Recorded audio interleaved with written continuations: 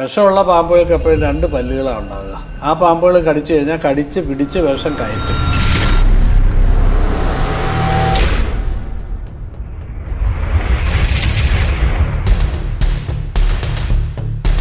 ഒരു കുഞ്ഞു കൊച്ച് മുട്ടയിലഴിഞ്ഞ് കിടന്ന് അത് പാമ്പ് കടിച്ചു. പാമ്പ് കയറി വന്ന് പിടിച്ചു കടിച്ചു. അപ്പോൾ അതിൽ നിന്ന് നമ്മളയാളെ ജീവിതത്തിലേക്ക് കൊണ്ടുപോകുമ്പോൾ പ്രകൃതിയുടെ ഒരു ഇക്വിലിബ്രിയം നമ്മൾ വയലേറ്റ് ചെയ്യാം. പാമ്പ് കടിച്ചു കഴിഞ്ഞാൽ ഇപ്പൊ ചികിത്സയുടെ സമയത്ത് ഉറങ്ങാൻ പാടില്ല എന്ന് പറയാറുണ്ട്. എന്തുകൊണ്ടാണ്? അന്ന് അവിടെ വെച്ചൊരു എഗ്രിമെന്റ് ഉണ്ടാക്കി എന്നാ പറയുന്നത്, ഈ തക്ഷകനും കാശിപനുമായിട്ട്. മേലാലിൽ ചെന്ന് കടിക്കുകയല്ല, അവിടെ ചെന്ന് ചികിത്സിക്കുകയല്ല. ദൂഷ്യം ദേശം ബലം കാലം അഗ്നിം പ്രകൃതി ഭയ അവസ്ഥാശ പൃഥഗ്യുതേ സൂക്ഷ്മ നിരീക്ഷ്യ ഏഷാം ദോഷ ഔഷധ നിരൂപണേ. ഇതുകൂട്ടം കാര്യങ്ങളൊക്കെ കറക്റ്റായിട്ട് സൂക്ഷ്മമായിട്ട് പഠിച്ചു കഴിഞ്ഞാൽ സാമാന്യ രീതിയിൽ ഒരു സ്കാനിങ്ങിൻ്റെ ഒന്നും ആവശ്യം വരുന്നില്ല. പുതിയ തലമുറ മരുന്നുകൾ സ്വന്തമായിട്ട് ഉണ്ടാക്കുന്നില്ല. കമ്പനി പ്രോഡക്റ്റുകളെ ഡിപ്പെൻഡ് ചെയ്യുന്നൊരവസ്ഥ വന്നിട്ടുണ്ട്. അതൊരു പോരായികയാണെന്നാണ് എനിക്ക് തോന്നുന്നത്. ഞാൻ ബൈബിളിൽ പോലും മാംസം കഴിക്കുന്നതിന് കണക്കുകൾ പറയുന്നുണ്ടല്ലോ. ചോര വാർത്ത് കളഞ്ഞു കഴിഞ്ഞിട്ട് വേണം, ചൂടാറിയിട്ട് വേണം. അപ്പം അതൊന്നും ചെയ്യുന്നില്ലല്ലോ. എട്ടുകാലി കടിക്കുന്നതിനേക്കാൾ ഭേദം പാമ്പ് കടിക്കുന്നത്. കാര്യത്തിൽ തീരുമാനമാണ്. പഥ്യം നോക്കണം. പഥ്യങ്ങൾ അനുഷ്ഠിച്ചാലേ ഫലം കിട്ടുള്ളൂ, ഉറപ്പാണ്. ഡോക്ടർ സതീഷ് ബാബു ആണ് ഇന്ന് നമ്മളോടൊപ്പം ഉള്ളത്. നമസ്കാരം ഡോക്ടർ. ഇപ്പം ആയുർവേദം എന്ന് പറയുന്നത് ഇന്ന് പലരും ആയുർവേദത്തിലേക്ക് തിരിച്ചു വരുന്നതായിട്ട് നമ്മൾ കാണുന്നുണ്ട്.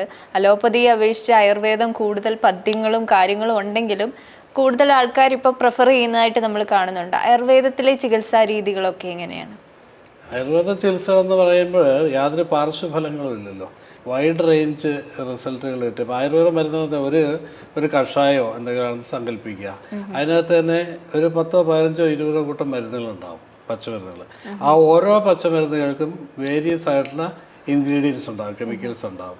അപ്പോൾ അത് ഒരു പർട്ടിക്കുലർ രോഗത്തിന് മാത്രമായിരിക്കും. ഒരു കഷായം അല്ലെങ്കിൽ ഏതെങ്കിലും ഒരു ഫോർമുല പറഞ്ഞു കഴിഞ്ഞാൽ അത് കുറേ രോഗങ്ങൾക്കുള്ള പ്രതിവിധിയായിരിക്കും അത്. ഇപ്പം നമ്മളൊരു പാരസെറ്റമോൾ എന്ന് പറഞ്ഞാൽ തലവേദനയ്ക്ക് വല്ല വേദനകൾക്കാണ്. ഇതങ്ങനെയല്ല, വളരെ വൈഡ് റേഞ്ചിൽ ഉള്ള റിസൾട്ട് കിട്ടും. ബോഡിയിലുള്ള ഒരു പരിപൂർണമായിട്ടൊരു എന്താ പറയുന്നത്, ഒരു ശുദ്ധീകരണം ആണ് ആ ബോഡിയിൽ നടക്കുന്നത്. മറ്റ് പാർശ്വഫലങ്ങളൊന്നും ഉണ്ടാകാനുമില്ല. ഇപ്പോൾ പക്ഷേ അതിനെതിരെ പ്രചരണങ്ങളൊക്കെ ഒരുപാട് നടന്നിരുന്നു. ഒരു കാലഘട്ടത്തിൽ ഞങ്ങൾ കുറച്ച് താഴെ പോയി. അതെന്ന് വെച്ചാൽ ഈ ആധുനിക രീതിയിലുള്ള പഠനങ്ങൾ വന്നപ്പോൾ അതിനെ ചെറുക്കാൻ നമുക്ക് പറ്റാണ്ട് വന്നു. എന്നാൽ ഇപ്പോൾ പുതിയ തലമുറയിലെ പുതിയ വിദ്യാഭ്യാസ സമ്പ്രദായത്തിൽ അതിനെല്ലാം ചെറുത്ത് നിന്ന് നമുക്ക് വീണ്ടും കയറി വരാൻ പറ്റുന്നുണ്ട്. മറ്റുള്ള ചികിത്സാ സമ്പ്രദായങ്ങളിലെ പാർശ്വഫലങ്ങളൊക്കെ കൊണ്ടിട്ട് ആൾക്കാർ ഇതിലേക്ക് തിരിച്ചു വരാനുള്ള ഒരു ട്രെൻഡ് ആയിട്ടുണ്ട് ഇപ്പോഴും. അവിടെ നമുക്ക് വരുന്നൊരു കുഴപ്പം എന്താ വെച്ചാൽ, ഇപ്പോൾ ഈ മരുന്നുകളെല്ലാം പണ്ടൊക്കെ എല്ലാ മരുന്നുകളും സ്വന്തം പറമ്പിൽ നിന്ന് മരുന്നുകൾ പറിച്ചുണ്ടാക്കി കൊടുക്കുന്ന ഒരു സിസ്റ്റമായിരുന്നല്ലോ. ഇപ്പോൾ അതില്ല. പുതിയ തലമുറ മരുന്നുകൾ സ്വന്തമായിട്ട് ഉണ്ടാക്കുന്നില്ല.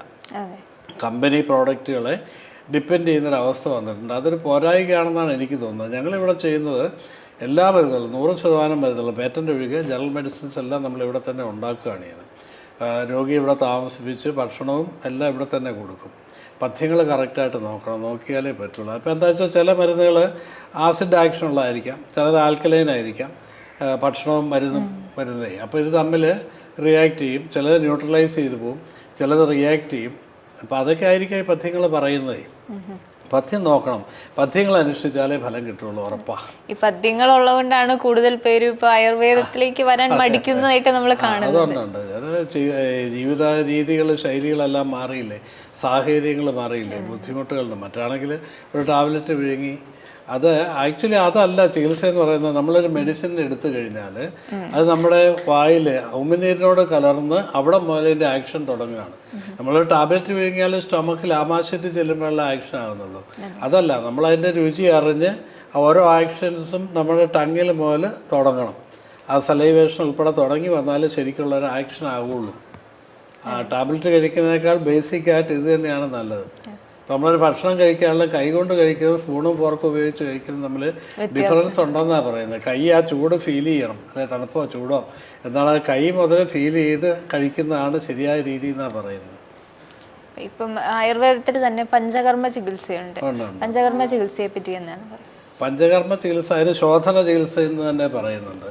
അപ്പോൾ എന്താ വെച്ചാൽ ഒരു മനുഷ്യൻ്റെ ശരീരത്തിലുള്ള ദോഷങ്ങളെ അവിടെ നിന്ന് ഇളക്കിയിട്ട് കോഷ്ടം നീത്വ ബഹിർഹരേത്, അലിമെൻ്ററി കനാലിൽ കൊണ്ടുവന്നിട്ട് എക്സ്ക്രീറ്റ് ചെയ്ത് പുറത്ത് തള്ളിക്കളയുന്ന ചികിത്സയാണ് ശോധന ചികിത്സ, അതാ പഞ്ചകർമ്മ ചികിത്സ എന്ന് പറയുന്നത്. അതിൽ ഈ കിഴികൾ, തിരുമ്പ്, അതൊക്കെ നമുക്ക് ശരിക്കും കേരളത്തിൻ്റെ മാത്രമായ ചില സ്പെഷ്യാലിറ്റീസാണ്. ഇപ്പം നമുക്ക് പ്രചാരം കൂടുതൽ വലിയ സിറ്റികളിലും അങ്ങനെയുള്ള സ്ഥലങ്ങളിലും റിസോർട്ടുകളിലൊക്കെയാണ് നടക്കുന്നത്. പക്ഷേ അതല്ല, അതിൻ്റെ ശരിയായ ചികിത്സ ചെയ്ത് കഴിഞ്ഞാൽ ശരീരത്തിലുള്ള ദോഷങ്ങളെ മുഴുവൻ ഇളക്കി അവിടെ നിന്ന് അതിനെ ആമാശയത്തിലും കുടലിലൊക്കെ എത്തിച്ചിട്ട് പുറത്ത് തള്ളിക്കളയുക, ഒന്ന് എക്സ്ക്രീറ്റ് ചെയ്ത് അല്ലെ ഛർദ്ദിപ്പിച്ച് കളയുക, അല്ലെ വയറിളക്കി കളയുക. അതാണ് ശരിക്കും ശോധന ചികിത്സ, പഞ്ചകർമ്മ ചികിത്സ എന്ന് പറയുന്നത്. ഇപ്പോൾ അത് വ്യാപകമായിട്ട് വേറെ ചില രീതിയിലൊക്കെ ഒത്തിരി ആൾക്കാർ ചെയ്തു വരുന്നുണ്ട്. അതൊന്നും അല്ല, ഇതൊക്കെ ശരിക്കും അടിസ്ഥാനപരമായിട്ട് നല്ല ഗുണമുള്ള ചികിത്സകളാണ് ശോധന ചികിത്സ. ഇപ്പം ഒരു രോഗി വന്നു കഴിഞ്ഞാൽ അവരുടെ രോഗം നിർണ്ണയിക്കാനായിട്ട് നമ്മളിപ്പം എന്താണ് ചെയ്യുക? ഞാൻ ഈ സ്കാനിങ്ങോ എക്സ്റേ ഒന്നും അങ്ങനെ എടുക്കാറില്ല, ഡിപ്പെൻഡ് ചെയ്യാറില്ല എന്നില്ല, അത്ര അത്യാവശ്യം വന്നാലേ ചെയ്യാറുള്ളൂ. നമുക്കൊരു ചികിത്സ തുടങ്ങുന്നതിന് രോഗിയെ പരിശോധിക്കുന്നതിന് 10 കൂട്ടം കാര്യങ്ങൾ നോക്കാനാണ് പറയുന്നത്. ദൂഷ്യം, ദേശം, ബലം, കാലം, അഗ്നിം, പ്രകൃതി, ഭയ, സത്വം, സാത്മ്യം, തഥാ ആഹാരം, അവസ്ഥാശ പൃഥഗ്വിധേ സൂക്ഷ്മ നിരീക്ഷ്യ യേഷാം ദോഷ ഔഷധ നിരൂപണേ. ഇതാണ് ശാസ്ത്രം. അതായത് ദൂഷ്യം ത്രിദോഷങ്ങളുണ്ട്, വാദം, പിത്തം, കഫം. അത് പറയുന്നത് നമ്മളീ പറയുന്ന വാദരോഗമല്ലത്. ശരിക്കും വാദം എന്ന് പറയുന്നത് നമ്മുടെ നെർവസ് സിസ്റ്റത്തിനെ പ്രവർത്തിപ്പിക്കുന്ന ഒരു ശക്തിയുണ്ട് നമ്മുടെ ബോഡിയിൽ, അതാണ് വാദം. അപ്പോൾ ആ ദൂഷ്യം എന്ന് പറയുന്നത് വാദം, പിത്തം എന്ന് പറയുന്നത് നമ്മുടെ സർക്കുലേറ്ററി സിസ്റ്റത്തിനെ കൺട്രോൾ ചെയ്യുന്നത്, കഫം എന്ന് പറയുന്നത് നമ്മുടെ ഗ്ലാൻഡുകളൊക്കെ ഇല്ലേ അതിനെ കൺട്രോൾ ചെയ്യുന്നത്. അതായത് ഈ 3 ശക്തിവിശേഷങ്ങളാണ് വാദം, പിത്തം, കഫം എന്ന് പറയുന്നത്.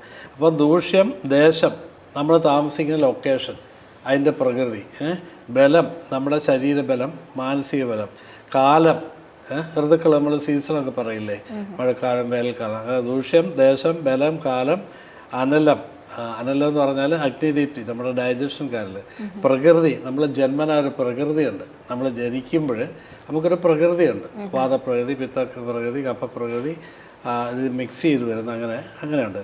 പ്രകൃതിയും അനിലം, പ്രകൃതിയും വയസ്സ്, നമ്മുടെ ഏജ്, സത്വം, നമ്മുടെ സത്വബലം, മാനസികമായിട്ടുള്ള നമ്മുടെ ടോളറൻസ് എന്ന് പറയില്ലേ, സഹിക്കാനും ക്ഷമിക്കാനും ഒക്കെയുള്ള സത്വബലം, സാത്മ്യം, അയാൾ ശീലിച്ച ശീലങ്ങൾ, സത്വം, സാത്മ്യം, തഥാ ആഹാരം, അയാളുടെ ആഹാരക്രമങ്ങൾ, ദൂഷ്യം, ദേശം, ബലം, കാലം, അനലം, പ്രകൃതിയും ഭയ, സത്വം, സാത്മ്യം, തഥാ ആഹാരം, അവസ്ഥാശ പൃഥക്, അവസ്ഥകൾ, ഇപ്പോഴത്തെ കണ്ടീഷൻ എന്താണ്. ഈ 10 കൂട്ടം കാര്യങ്ങൾ കറക്റ്റായിട്ട് സൂക്ഷ്മമായിട്ട് പഠിച്ചു കഴിഞ്ഞാൽ സാമാന്യഗതിയിൽ ഒരു സ്കാനിങ്ങിൻ്റെ ഒന്നും ആവശ്യം വരുന്നില്ല. നമ്മളെപ്പോഴും ഈ ത്രിദോഷ സിദ്ധാന്തത്തെ, വാദം, പിത്തം, കഫം എന്ന ത്രിദോഷ സിദ്ധാന്തത്തെയും പഞ്ചഭൂത സിദ്ധാന്തങ്ങൾ ഇതിനെയൊക്കെ അടിസ്ഥാനപ്പെടുത്തിയിട്ടാണ് ആയുർവേദ ചികിത്സ ക്രമീകരിച്ചിരിക്കുന്നത്. അത് കറക്റ്റായിട്ട് നോക്കിക്കഴിഞ്ഞാൽ കൃത്യമായിട്ട് നമുക്ക് മനസ്സിലാകുകയും ചെയ്യും. പിന്നെ വലിയ കോംപ്ലിക്കേഷൻ ഒക്കെ ഉള്ളതെങ്കിൽ റിസ്ക് എടുക്കണ്ടല്ലോ. അത് ആധുനിക വൈദ്യശാസ്ത്രത്തിൽ ഒരുപാട് പരിശോധന സൗകര്യങ്ങളൊക്കെ ഉണ്ട്, അതിലേക്ക് വിടുക നല്ലത്. നമുക്ക് അത്യാവശ്യം ഈ 10 കൂട്ടം കാര്യങ്ങൾ നോക്കിയാൽ രോഗനിർണയം ചെയ്യാൻ പറ്റും. ഇപ്പം ആയുർവേദത്തിൽ തന്നെ ഇപ്പം ഏറ്റവും കൂടുതൽ ഇവിടെ ചെയ്യുന്നത് വിഷചികിത്സയാണ്.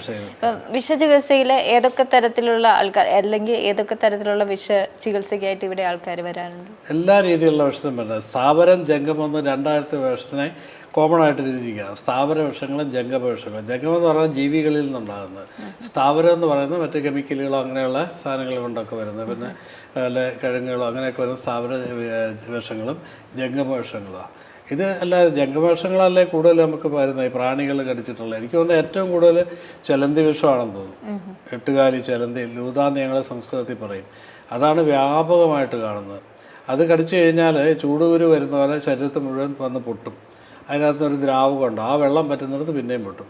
പിന്നെ 8 വിഷത്തിൻ്റെ ഒരു പ്രത്യേക സിംറ്റം ഞാൻ കണ്ടതെന്ന് വെച്ചാൽ കയ്യിൽ ഇപ്പോൾ ഇവിടെ കടിക്കുകയാണെങ്കിൽ ഉണ്ടായെങ്കിൽ അടുത്ത ദിവസം തന്നെ മറ്റേ വശത്ത് അതേ സ്ഥാനത്തുണ്ടാകും. ആ 8 മാത്രം കാണുന്ന സിംറ്റമാണ്. അത് കടിച്ചു കഴിഞ്ഞാൽ ഈ ചൊറിഞ്ഞു പൊട്ടും. ചൂടടിക്കുകയോ ശരീരം വേർക്കുകയോ ഒക്കെ ചെയ്ത് കഴിഞ്ഞാൽ, തണുപ്പായാലും ശരി ചൊറിഞ്ഞു പൊട്ടും. ചൊറിഞ്ഞു പൊട്ടിയാൽ പിന്നെ ഉറങ്ങാൻ പോലും പറ്റാത്ത അവസ്ഥ വരും. പിന്നെ പാമ്പൊക്കെ വല്ലപ്പോഴൊക്കെ വരുള്ളൂ. എന്നാലും ഒരു ആണ്ടിലൊരു 100, 150, 200 പേരൊക്കെ വരും പാമ്പ് കടിച്ചിട്ട്. എനിക്ക് തോന്നുന്നത് പാമ്പ് കടിക്കുന്ന, ഇപ്പോൾ 8 കടിക്കുന്നതിനേക്കാൾ ഭേദം പാമ്പ് കടിക്കുന്നത്. കാര്യത്തിന് തീരുമാനമാവും. 8 കടിച്ച് ചൊറിഞ്ഞു പൊട്ടിയാൽ സഹിക്കാൻ പറ്റില്ല, അതുപോലെ ബുദ്ധിമുട്ടുകളുണ്ടാവും. പിന്നെ പഴുതാര ഉണ്ടാവും, തേളുണ്ടാവും. ഇതൊക്കെ ആ കടിക്കുന്ന പാട് കണ്ടു കഴിഞ്ഞാൽ അറിയാം ഏതാ കടിച്ചിരിക്കുന്നത്, എന്താ കടിച്ചിരിക്കുന്നുള്ളത്. പാമ്പ് കടിക്കുമ്പോഴും പലപ്പോഴും ഉണ്ടല്ലോ അറിയാണ്ട് രാത്രിയിലൊക്കെ ഉറക്കത്തിൽ കടിച്ചിട്ട് വരാറുണ്ട്. അതപ്പോ എങ്ങനെയാണ് ഇപ്പൊ പാമ്പ് കടിച്ചാൽ ഏത് പാമ്പാണ് എങ്ങനെയാണ് നമുക്ക് പാടുണ്ടെങ്കിൽ വേദനയൊക്കെ ഉണ്ടെങ്കിൽ ബ്ലഡ് വന്നിട്ടുണ്ടെങ്കിൽ അത് പാട് കണ്ടാൽ അറിയാം, അല്ലെ സിംറ്റംസ് കൊണ്ടാ അറിയാം. ഇപ്പം മൂർഖരാണെന്നുണ്ടെങ്കിൽ പെട്ടെന്ന് ടയേർഡാവും, ന്യൂറോടോക്സിക് എന്ന് പറയും, ഈ നമ്മുടെ ഉണ്ടല്ലോ നാഡീവ്യൂഹത്തെ ബാധിക്കുന്നതാണ്. പെട്ടെന്ന് ടയേർഡാവും. ഇത് ഏമ്പൊക്കെ എക്കിട്ട് ഉണ്ടാവില്ല, എക്കിളെടുക്കുക, ദീർഘശ്വാസം വിടുക, എന്നുവെച്ചാൽ അങ്ങനെ ടയേർഡാകുക, പെട്ടെന്ന് ആൾ ടയേർഡാകുക, ബ്രെയിനൊക്കെ ഡെത്തിലേക്ക് പോവുകയാണെങ്കിൽ. അപ്പോൾ അത് അങ്ങനെയുള്ള സിംറ്റംസ് കണ്ടാൽ അതറിയാം. വളരെപ്പോഴാണെന്നുണ്ടെങ്കിൽ ഏറ്റവും അപകടം വളരെപ്പോഴാണ് ശരിക്കും പറഞ്ഞാൽ, ഈ ക്രൈറ്റ്, വളരെപ്പോൾ, ശംഖുവരയൻ, വെള്ളിക്കെട്ടെന്നൊക്കെ പറയുന്നത്. അതിന് സിംറ്റംസ് ഉണ്ടാവില്ല, ലക്ഷണങ്ങൾ കാണാനുണ്ടാവില്ല.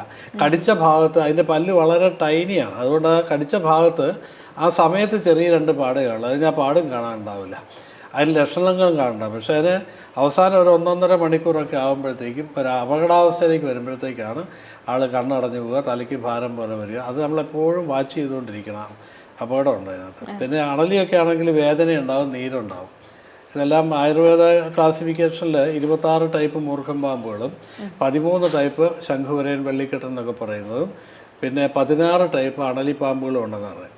അണലിയിൽ ഈ രക്താണലി എന്നൊക്കെ പറഞ്ഞ അസൽസ് അതൊന്നും ഇപ്പോൾ അങ്ങനെ കാണാറില്ല. അത് കടിച്ചു കഴിഞ്ഞാൽ അപ്പോൾ തന്നെ രോമകൂപകൾ കൂടെയും മൂക്കിലും വായിലും എല്ലാം എവിടെയൊക്കെ ദ്വാരങ്ങളുണ്ടോ എല്ലായിടത്തും ബ്ലഡ് യൂസ് ചെയ്യും. അത് വളരെ കോംപ്ലിക്കേറ്റഡ് ആണ്. പിന്നെ അതിലെ ഈ ഇതൊക്കെ ഉണ്ടല്ലോ, എന്താ മലമ്പാമ്പ്, പെരുമ്പാമ്പ്, അതൊക്കെ ആ വർഗ്ഗത്തിൽ വരും. വിഷമില്ലാത്ത പാമ്പുകളാണ്. വിഷമുള്ള പാമ്പുകൾക്ക് എപ്പോഴും 2 പല്ലുകളാണ് ഉണ്ടാവുക. വിഷപ്പല്ലുകൾ മുകളിലത്തെ താഴെ നിന്ന് താഴേക്ക് നിൽക്കും. ആ പാമ്പുകൾ കടിച്ചു കഴിഞ്ഞാൽ കടിച്ച് പിടിച്ച് വിഷം കയറ്റും. വിഷമില്ലാത്ത പാമ്പുകൾ ഇപ്പോൾ ഈ എന്താ നമ്മുടെ ചേര, നീർക്കോലിയൊക്കെ ഇല്ലേ, അതിനൊക്കെ ഈ ജോസിൽ താടിയിൽ നിരവധി പല്ലുകളുണ്ടാകും, ഒരുപാട് പല്ല് കാണും. അപ്പോൾ അത് കടിച്ചാൽ ഒരുപാട് പാടും കാണും. തന്നെയല്ല, അത് കടിച്ച് പിടിക്കുക, കടിച്ച് ഇപ്പോൾ നമ്മൾ വല്ല ഉപദ്രവിച്ചിട്ടോ അല്ലെ പേടിച്ചിട്ടോ ആക്രമിക്കാൻ കടിച്ചാലും പെട്ടെന്ന് വിട്ട് കടിക്കും. അപ്പോൾ കുറേ പാടുകളുണ്ടാകും. നമ്മൾ എന്താ സാറിന് ആൾക്കാർ ഉപയോഗിക്കുന്ന ചിരവയ്ക്ക് മാന്തി പോലെ എന്ന് പറയും, തേങ്ങ ചേർന്ന ചിരവേട മാതിരി കുറേ പാടുകളുണ്ടാകും. പക്ഷെ വിഷപ്പാമ്പുകൾക്ക് എപ്പോഴും 2 പാടുകൾ മാത്രമേ ഉണ്ടാവുള്ളൂ. ആ പാടിൻ്റെ സ്വഭാവം കൊണ്ടും നമുക്കറിയാം ഏത് പാമ്പാണ് കടിച്ചിരിക്കുന്നത്. അത് ബൈ എക്സ്പീരിയൻസ്. ഞങ്ങളൊക്കെ ചെറുപ്പത്തിലെ അച്ഛൻ്റെ കാലം പോലെ കണ്ടു വളരുന്നതല്ലേ. അപ്പോൾ ആ കടിക്കുന്ന പാട് കാണുമ്പോൾ നമുക്കറിയാം എന്നാ കടിച്ചത്. അലോപ്പതിയിലേക്ക് ചെല്ലുകയാണെങ്കിൽ ഇപ്പം പാമ്പ് കടിച്ചാൽ ആന്റിവെനമാണ് ഉപയോഗിക്കുന്നത്. അപ്പം ആന്റിവെനം ഇവിടെ ഉപയോഗിക്കുന്നത് വേറൊരു രീതിയാണ്. നമ്മൾ പച്ചമരുന്നല്ല. ആന്റിവെനം എന്ന് പറയുന്നത് ഈ കുതിരയിൽ, പാമ്പിൻ്റെ വിഷം കുതിരയിൽ കുത്തി വെച്ചിട്ട് അതിൽ നിന്ന് എടുക്കുന്ന ഒരു ആൻറ്റിബോഡിയാണ്. അപ്പോൾ അത് ചെയ്യുന്നത് എന്താ വെച്ചാൽ ഈ വിഷത്തിനെ പ്രതിരോധിക്കും. വേറൊരു വിഷം കൊണ്ട് ഈ വിഷത്തിനെ നിർവീര്യമാക്കുക, എന്നിട്ട് പിന്നെ യൂറിനിൽ കൂടെ ആ വിഷത്തിനെ പുറത്ത് കളഞ്ഞ് അങ്ങനെയുള്ള പ്രോസസ്സാണ് അലോപ്പതി ഉള്ളത്. നമ്മുടേത് അതല്ല. നമുക്ക് കോമൺ ആയിട്ടൊരു കഷായമുണ്ട്. ആ കഷായമൊക്കെ ചെയ്യുന്നതെന്ന് വെച്ചാൽ ബോഡിയിൽ നമ്മുടെ മനുഷ്യ ശരീരത്തിൽ രക്തത്തിൽ അതിനോട് യോജിക്കാത്ത എന്ത് ഫോറിൻ ബോഡീസ് ഉണ്ടെങ്കിലും അതിനെ പുറത്ത് കളയും. അത് പെർഫെക്റ്റ് ട്രീറ്റ്മെൻറ്റാണ്. അത് ഒരു വിഷാംശമല്ല. ഇപ്പം നമ്മൾ ഇതേ കഷായം തന്നെ ചില വിഷത്തിൻ്റെ കഷായങ്ങൾ, ഇപ്പോൾ ഞാൻ ഈ ചിക്കൻ ഗുനിയ വന്നല്ലോ, ചിക്കൻ ഗുനിയ വന്നപ്പോൾ ധാരാളമായിട്ട് കൊടുത്തിട്ടുണ്ട്. വൈറൽ ഫീവർ ഞാൻ കഴിച്ചു നോക്കിയിട്ടുണ്ട്, പെട്ടെന്ന് ആക്ട് ചെയ്യും. നമ്മുടെ ശരീരത്തിൽ വേണ്ടാത്ത എന്ത് സാധനം നമ്മുടെ ബ്ലഡിലുണ്ടോ അതിനെ പുറത്ത് കളയും. അതിപ്പോൾ ഒരു ഭക്ഷ്യവിഷത്തിൽ വന്നതാണെങ്കിലും പാമ്പ് കടിച്ചാണെങ്കിലും പഴുതാര കടിച്ചാണെങ്കിലും എല്ലാത്തിനും കൊടുക്കാവുന്ന ഒരു കോമൺ കഷായമുണ്ട്. ആ കഷായം നമ്മൾ കൊടുക്കും. പക്ഷെ അതിനൊക്കെ പഥ്യങ്ങളുണ്ട്. ഉപ്പ് കൂട്ടരുത്, ഉപ്പ്, മുളക്, എണ്ണ, തേങ്ങയൊന്നും കൂട്ടരുത്, കുളിക്കരുത്, മേല് തുടയ്ക്കുക പോലും ചെയ്യരുത്, വേർക്കാൻ പാടില്ല. അങ്ങനെ 7 ദിവസം സപ്താഹം എന്ന് വെച്ചാൽ മനുഷ്യ ശരീരത്തിൽ 7 ധാതുക്കളുണ്ടെന്നാണ് ഞങ്ങളുടെ ശാസ്ത്രം പറയുന്നത്. രസം, രക്തം, മാംസം, മേധസ്, അസ്ഥി, മജ്ജ, ശുക്ലം, ഇങ്ങനെ 7 ധാതുക്കളുണ്ട്. അപ്പോൾ ഈ വിഷം ഓരോ ദിവസവും ഓരോ ധാതുവിലേക്ക് കടന്ന് പോകുന്നു. ആ ധാതുക്കളെ ക്ലീൻ ചെയ്ത് എടുക്കണമെന്നാണ് പറയുന്നത്. സപ്താഹം 7 ദിവസത്തെ ചികിത്സയാണ്. ഇപ്പം പണ്ട് നമ്മൾ പറയുന്നത് കേട്ടിട്ടുണ്ട്, ഇപ്പം 8 അടി മൂർഖനൊക്കെ കഴിച്ചാൽ 8 അടി നടന്നു കഴിഞ്ഞാൽ പിന്നെ പ്രശ്നമാണെന്ന് കേട്ടിട്ടുണ്ട്. ഇങ്ങനെ കേട്ടിട്ടുണ്ട്, പക്ഷെ അങ്ങനെയൊന്നും ആരും മരിച്ചു കണ്ടിട്ടില്ല. ഒരുപക്ഷെ ഉണ്ടായിരുന്നിരിക്കും. പണ്ട് കാലങ്ങളിൽ ഈ പാമ്പുകൾക്ക് ഇതിനേക്കാൾ വിഷത്തിന് വീര്യം ഉണ്ടായിരുന്നു. അന്ന് കാടല്ലേ, കൂടുതൽ സ്ഥലങ്ങളിൽ കാടല്ലേ. ഭയന്ന പാമ്പിന് വിഷക്കുറവാണ്. ഇപ്പം നമ്മളൊരു മനുഷ്യനാണെങ്കിലും പേടിച്ചു കഴിഞ്ഞാൽ നമുക്കൊരു പ്രതിരോധശേഷി കുറഞ്ഞില്ലേ, നമ്മുടെ ശരീരത്തിൻ്റെ ബലം കുറഞ്ഞില്ലേ എന്ന് പറഞ്ഞല്ലോ. അതുപോലെ തന്നെ വിഷശക്തി ശമിപ്പിക്കുന്ന ഔഷധമായിട്ട് കോണ്ടാക്റ്റ് വന്നു കഴിഞ്ഞാൽ ഇതിൻ്റെ വിഷത്തിന് വീര്യം കുറയും. അപ്പം നമ്മൾ ഈ കൂടുതൽ കീടനാശിനികൾ, കൃഷിക്കോ കീടനാശിനികളൊക്കെ ഉപയോഗിക്കുന്നു. അതുപോലെ തന്നെ ഭയപ്പാട്, ഇപ്പം വണ്ടികൾ ഓടുന്നു, മറ്റ് മെഷീൻസ് യൂസ് ചെയ്യുന്നു. അപ്പോൾ ഒരു വൈബ്രേഷൻ ഉണ്ടല്ലോ, ബോഡി ഇതിൻ്റെ ചലനങ്ങൾ സംവേദിച്ചറിയുന്ന ഇതിൻ്റെ ശരീരത്തിലുള്ള ഒരു സിസ്റ്റമുണ്ട്. ഭൂമിയിൽ നിന്നാണ് അത് കിട്ടുന്നത്. അപ്പോൾ ഇതെല്ലാം കൊണ്ട് ഭയന്നിട്ടുള്ള പാമ്പല്ലേ.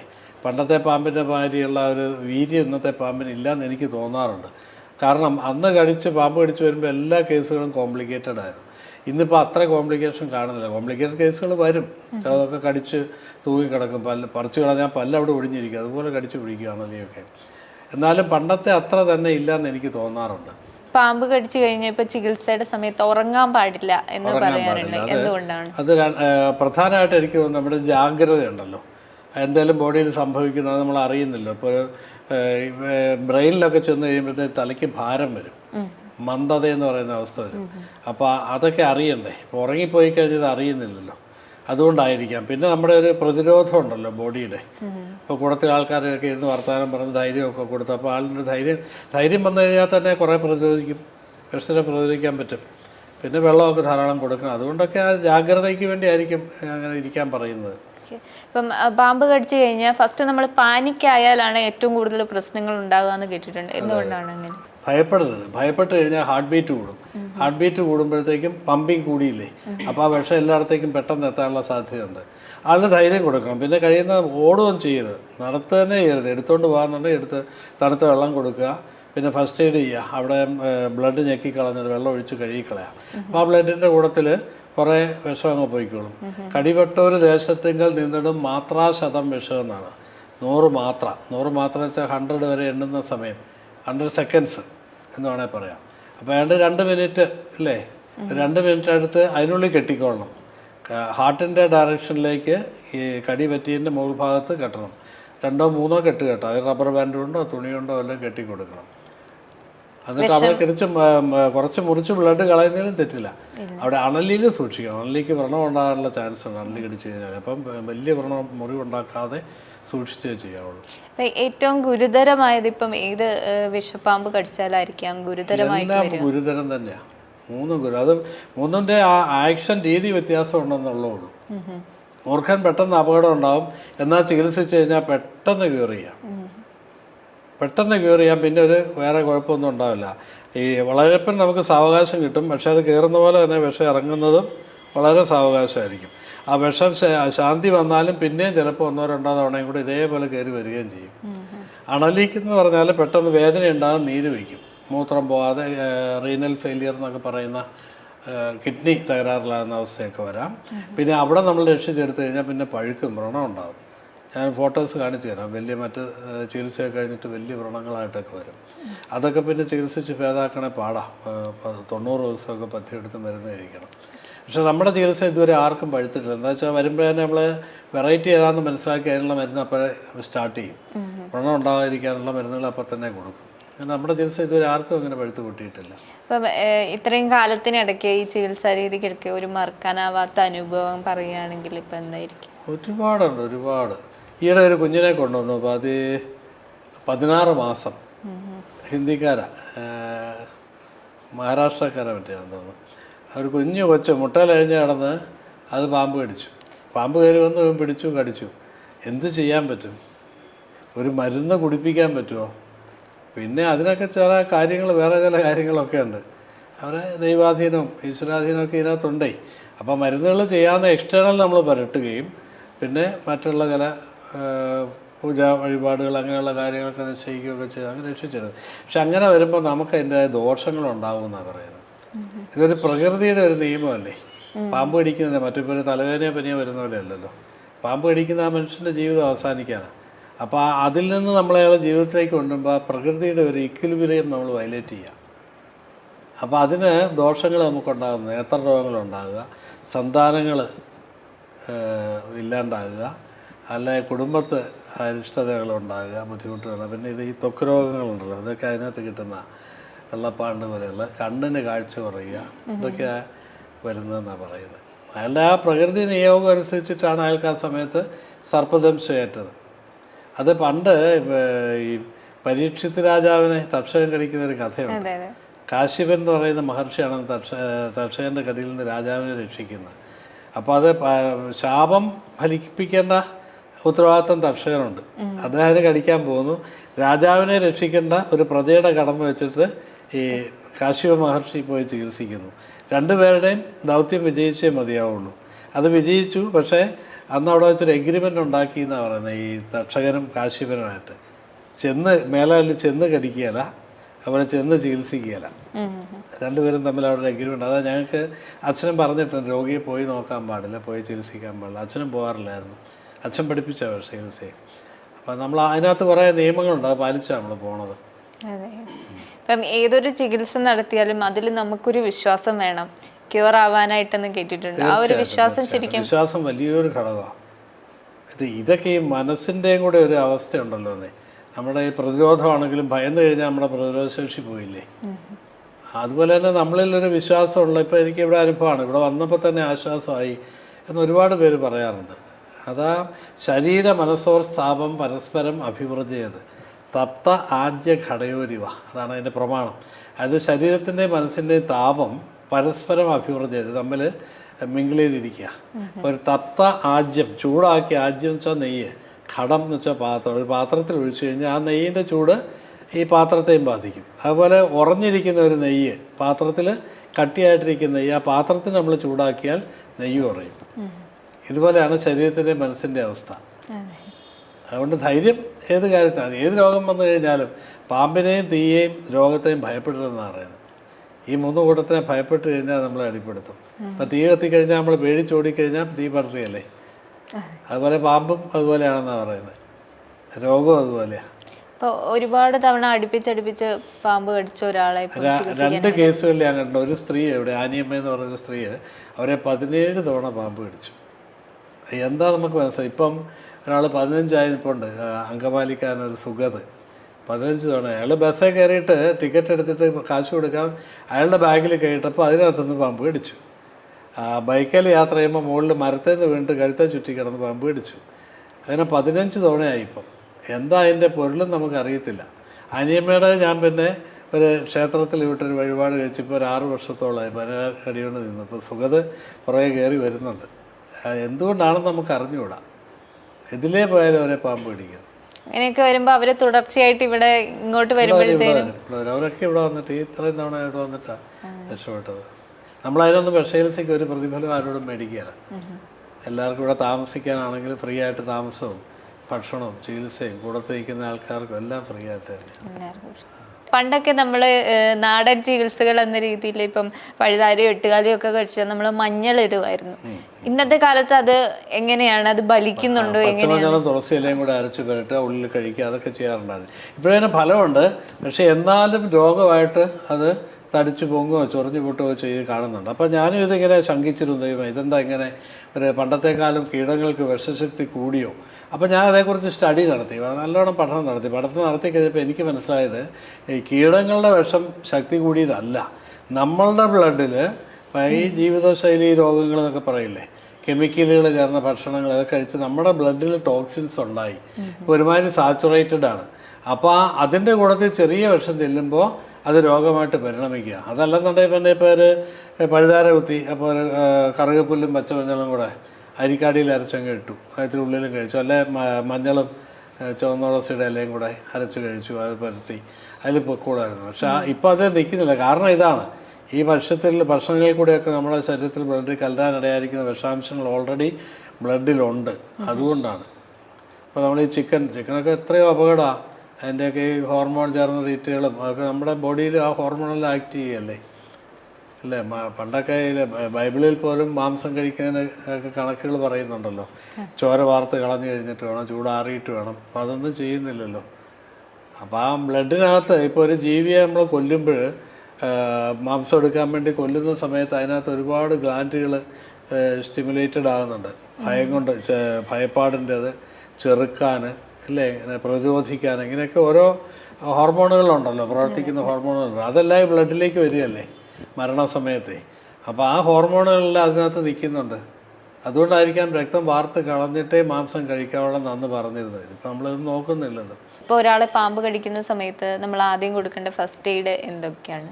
ആദ്യം ചെയ്യേണ്ടത് അവിടുന്ന് മാക്സിമം ബ്ലഡ് എങ്ങനെയാലും ഞെക്കി പുറത്ത് കളയാൻ കളയണം. എന്നിട്ട് മുകളിലേക്ക് ബ്ലഡ് പാസ് ചെയ്യാതെ കെട്ടണം. പിന്നെ കീറിയിട്ട് ബ്ലഡ് കളയാം. പിന്നെ തണുത്ത വെള്ളം കുടിപ്പിക്കാം. പിന്നെ കഴിയുന്നതും ഇയാളെ പേടിക്കാണ്ട് നോക്കണം. അവരെ നടക്കുകയോ ഓടുകയോ, സ്പീഡിൽ നടക്കുകയോ ഓടുകയും ചെയ്യരുത്. ഹാർട്ട് ബീറ്റ് കൂടുന്ന ഒരു കാര്യങ്ങളും ചെയ്യരുത്. ഹാർട്ട് ബീറ്റ് കൂടിക്കഴിഞ്ഞാൽ പമ്പിങ് സ്പീഡ് കൂടും. അപ്പോൾ വിഷം എല്ലായിടത്തേക്കും പെട്ടെന്ന് ബാധിക്കും. നടത്തിക്കൊണ്ട് പോകാതെ എടുത്തുകൊണ്ട് പോരുന്നതാണ് നല്ലത്. കെട്ടുക എന്നുള്ളത് മസ്റ്റാണ്. അപ്പോൾ അത് മോഡേൺ സയൻസ് പറയുന്നത് കെട്ടിക്കഴിഞ്ഞാൽ അവിടുത്തെ സെല്ലുകൾ ഡാമേജ് ആകുമെന്ന് പറയുന്നു. പക്ഷേ അതിനകത്ത് കാര്യമുണ്ട്, ഇല്ലായിരിക്കില്ല. പക്ഷേ നമ്മൾ കെട്ടിയില്ലെങ്കിൽ ആൾ തന്നെ പോകത്തില്ലയോ, അതുകൊണ്ട് കെട്ടുന്നതല്ല. അപ്പോൾ അവിടെ വരുന്ന ലോക്കലായിട്ട് വരുന്ന തകരാറുകൾ നമുക്ക് പിന്നെ പരിഹരിക്കാം. സെല്ലുകളുടെ ഡാമേജൊക്കെ വന്നു കഴിഞ്ഞാൽ അതൊക്കെ നമുക്ക് റീബിൽഡ് ചെയ്ത് എടുക്കാം. അതുകൊണ്ട് കെട്ടുന്നത് നല്ലതാണെന്ന് എൻ്റെ അഭിപ്രായം. ഇവിടെ അങ്ങനെ വന്ന് കണ്ടിട്ടുള്ള കേസുകളൊക്കെ ചികിത്സിക്കാൻ എളുപ്പമുണ്ട്. കെട്ടുക, കീറി ബ്ലഡ് കളയുക, അതൊക്കെ നല്ലത് തന്നെയാണ് കേട്ടോ. തണുത്ത വെള്ളം കുടിക്കാൻ കൊടുക്കുക, തണുത്ത വെള്ളം. ഇപ്പം ഇന്നത്തെ ഒരു കാലത്ത് പാമ്പ് കടിക്കുന്നവരുടെ എണ്ണം കൂടിക്കൂടി വരുന്നതായിട്ട് വാർത്തകളൊക്കെ നമ്മൾ കാണുന്നുണ്ട്. എന്തുകൊണ്ടായിരിക്കാം ഇങ്ങനെ പാമ്പ് കടി ഏൽക്കുന്നവരുടെ എണ്ണം കൂടുന്നതും? ഇപ്പൊ കാടുകൾ കൂടുതലല്ലേ, അതുപോലെ വന നിയമങ്ങൾ വന്നപ്പോഴത്തേക്കും ഇപ്പൊ പാമ്പിനാണല്ലോ ആൾക്കാരെ കടിച്ച് പാമ്പിനെ തല്ലിക്കൊന്നുകൊണ്ട് വരുവേ. ഞാൻ അന്നേരം കൊണ്ട് കളയാൻ പറയും. കാരണം പാമ്പിനെ കൊല്ലാൻ നിയമമില്ലല്ലോ. വന നിയമം അനുസരിച്ച് നമുക്ക് പാമ്പിനെ കൊല്ലാൻ പറ്റത്തില്ല. പിന്നെ കാട് കൂടി, ഇപ്പൊ കൃഷിയിടങ്ങളും വെറുതെ കാട് പിടിച്ച് കിടക്കുകയല്ലേ. പാമ്പെന്നല്ല, എല്ലാ മൃഗങ്ങളും കൂടിയിട്ടുണ്ടല്ലോ. കുറുക്കനും നരി അങ്ങനെയുള്ള എല്ലാ മൃഗങ്ങളും കൂടിയിട്ടുണ്ട്. ഇപ്പം ഗവൺമെൻറ് തന്നെ ഈയിടെ സർക്കുലർ വന്നിട്ടുണ്ട്. ഇപ്പോൾ പാലാ മുനിസിപ്പാലിറ്റിയിൽ നിന്ന് എനിക്ക് നോട്ടീസ് തന്നു, വഴി കൂടെ ഈ പബ്ലിക് റോഡിൽ ബോർഡ് വെക്കാൻ വേണ്ടിയിട്ട്. ഈ ചികിത്സ ഒന്ന് പ്രോത്സാഹിപ്പിച്ചിരുന്നെങ്കിൽ നല്ലതായിരുന്നു. എൻ്റെ ചികിത്സ അത് ഈ ആയുർവേദത്തിൻ്റെ നമ്മുടെ ആയുഷ് ഉണ്ടല്ലോ, ആയുഷ് മന്ത്രാലയം ഉണ്ടല്ലോ, കേന്ദ്രത്തിൻ്റെ ആരോഗ്യവകുപ്പിന് കീഴിൽ. അപ്പോൾ അതിൻ്റെ കീഴിൽ CCRIS എന്ന് പറഞ്ഞൊരു ബോഡിയുണ്ട്, central council for research in ayurvedic sciences എന്ന് പറയുന്നത്. അപ്പോൾ അവർ പാറ്റ്നയിൽ നിന്നുള്ള ബീഹാറിൽ നിന്നുള്ള സയൻറ്റിസ്റ്റുകൾ എന്നെ വിളിച്ചിങ്ങനെ, അവർ ഓൾ ഇന്ത്യ ബേസിൽ അവർ സ്റ്റഡി നടക്കുകയായിരുന്നു, ഒരു പ്രോജക്റ്റായിരുന്നു അത്. അപ്പോൾ ഇവിടെ ആയുർവേദത്തിലെ നാട്ടുചികിത്സയിലെ വിഷചികിത്സ, അതവർ ടോപ്പിക്ക്. അപ്പോൾ അതിൽ അവർ പറഞ്ഞിരിക്കുന്ന ഇന്ത്യയിലെ ഏറ്റവും ടോപ്പ് പെർഫെക്റ്റ് വിഷചികിത്സ നമ്മുടെയാണെന്നാണ് പറഞ്ഞത്. അങ്ങനെ അതിപ്പോൾ ആയുർവേദ മെഡിക്കൽ കോളേജുകളിൽ സിലബസിൽപ്പെടുത്തി, BAMSൻ്റെ സിലബസിൽപ്പെടുത്താനായിട്ടുള്ള നീക്കം നടക്കുന്നുണ്ട്. അവരതിൻ്റെ ഡോക്യുമെൻറ്റേഷനൊക്കെ കഴിഞ്ഞപ്പോൾ അത് ഗവൺമെൻറ്റിൽ സബ്മിറ്റ് ചെയ്തിരിക്കുകയാണ്. അത് ചിലപ്പോൾ അങ്ങനെ വരുമായിരിക്കും. അങ്ങനെ വരികയാണെങ്കിൽ ഞാനിത് ഒരു പ്രതിഫലം ഇല്ലാണ്ട് ഇത് കൊടുക്കാൻ തയ്യാറാണ്. കാരണം ഇത് എത്രയോ ഒരു ആണ്ടിൽ എത്രയോ ആയിരക്കണക്കിന് ആൾക്കാരുടെ ജീവൻ രക്ഷിക്കാൻ പറ്റുന്ന ചികിത്സയാണ്. കോസ്റ്റും ഇല്ലല്ലോ. നമ്മളിപ്പോൾ ഒരു 3-4 വർഷമായിട്ട് പ്രതിഫലം ഒന്നും മേടിക്കാണ്ട. ഒരു പ്രതിഫലം ഈ പാമ്പ് കടിക്കുക കേട്ടോ, മറ്റുള്ളതിനൊക്കെ മേടിക്കാറുണ്ട്. പാമ്പ് കടിച്ചു വരുന്നവരോട് ഒരു പൈസയും വാങ്ങാറില്ല. അവരുടെ ചികിത്സാ ചെലവ് മുഴുവൻ നമ്മൾ വഹിക്കുക. അപ്പോൾ അതൊരു മറ്റ് ഹോസ്പിറ്റലുകളിലൊക്കെ പോയി കഴിഞ്ഞാൽ ലക്ഷങ്ങൾ മുടക്ക് വരുവേ. ഇപ്പോൾ ഈ ഡയാലിസിസ് പോലെയുള്ള ചികിത്സകളൊക്കെ വേണ്ടി വരുമല്ലോ, കിഡ്നിയൊക്കെ അഫക്റ്റ് ചെയ്യുമ്പോൾ. അപ്പോൾ നമ്മളവിടെ ഒരു പൈസയും വാങ്ങാണ്ടാണ് ചികിത്സിക്കുന്നത്. പക്ഷേ പ്രതിഫലം മേടിച്ചിരുന്ന കാലത്ത് ഒരു 10-15,000 രൂപയുടെ താഴെ നിൽക്കുള്ളായിരുന്നു 7 ദിവസം ഇവിടെ കിടത്തിയുള്ള ചികിത്സ ചെയ്യുമ്പോഴേ. അപ്പോൾ ഞാനിത് ഗവൺമെൻറ്റിലേക്ക് കൊടുക്കാൻ ആഗ്രഹിക്കുന്നത് എന്താ വെച്ചാൽ, നമുക്ക് ഈ വിഷചികിത്സയിൽ നമ്മൾ കുടിക്കാൻ കൊടുക്കുന്ന മരുന്നാണ് കൂടുതൽ, ഓറൽ മെഡിസിൻസാണ്. അപ്പോൾ അത് 2 കണ്ടീഷൻസ് ഛർദി ഉണ്ടാവും. ഒന്ന്, കിഡ്നിക്ക് തകരാറ് പറ്റിക്കഴിഞ്ഞാൽ അതിൻ്റെ സ്റ്റാർട്ടിങ് സ്റ്റേജിൽ വോമിറ്റിംഗ് ഉണ്ടാവും. 2, ഈ അസിഡിറ്റി പോലെയുള്ള കുഴപ്പങ്ങളുള്ള ആൾക്കാർക്ക് ഛർദി ഉണ്ടാവും. ഇതിനകത്ത് ഈ ചുക്കും കുരുമുളകും അങ്ങനെയുള്ള തീക്ഷ്ണദ്രവ്യങ്ങൾ ചേരുന്നുണ്ടല്ലോ, അപ്പോൾ ഛർദി വരും. അപ്പോൾ ആ 2 കണ്ടീഷനിൽ ഛർദി തുടങ്ങിക്കഴിഞ്ഞാൽ നമുക്ക് മരുന്ന് കൊടുത്ത് ഇറക്കാൻ ബുദ്ധിമുട്ടുണ്ട്. അപ്പോൾ അത് ഗവൺമെൻറ്റിലേക്ക് കൊടുക്കുകയാണെങ്കിൽ ഗവൺമെൻറ് ഒരുപാട് വിശാലമായ സൗകര്യങ്ങളുണ്ടല്ലോ. ഇത് റിസർച്ച് ചെയ്തിട്ട് ഇഞ്ചക്ഷനായിട്ടോ അങ്ങനെയൊക്കെ ഡെവലപ്പ് ചെയ്തെടുക്കുകയാണെങ്കിൽ നമുക്ക് വളരെ കുറഞ്ഞ റേറ്റിൽ ഈ പാമ്പ് കടിക്ക് ചികിത്സ കൊടുക്കാനും പറ്റും.